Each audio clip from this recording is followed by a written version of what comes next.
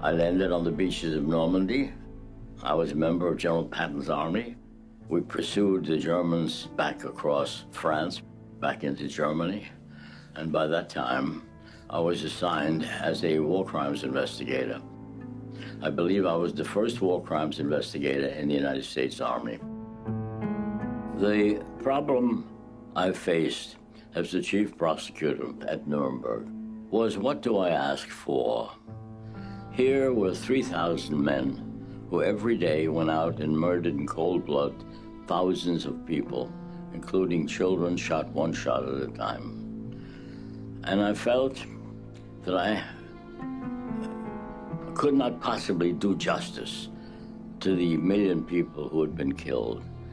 But if I could establish a rule of law which could protect humankind in the future, that would make this trial more meaningful than whatever I would do with these handful of murderers. All of them pleaded not guilty.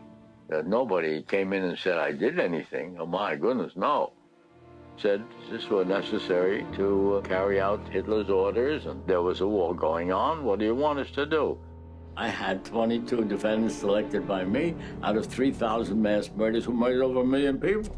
And I could prove it. I had all their top secret contemporaneous documents, no question about the facts. Their specific assignment was to murder in cold blood every single Jewish man, woman, and child they could lay their hands on. And I knew that picking 22 defendants out of 3,000 men is only a poor sampling, for the ridiculous reason that we only had 22 seats in the dock. Did we seek to do justice? Of course not, because we'd still be there trying Nazis to this day. So you try to make a statement of principle. The principle is, don't do this. It's a crime against humanity. Stop doing it. If you insist upon doing it, we'll try to catch you if you're a leader and put you away so you won't do it again, and others will be deterred from doing it.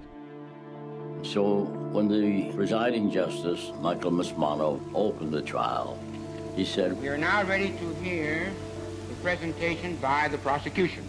I then went on to say, vengeance is not our goal, nor do we seek merely a just retribution. We ask this court to affirm by international penal action man's right to live in peace and dignity, regardless of his race or creed. The case we present is a plea of humanity to law, because really that's what I was trying to accomplish.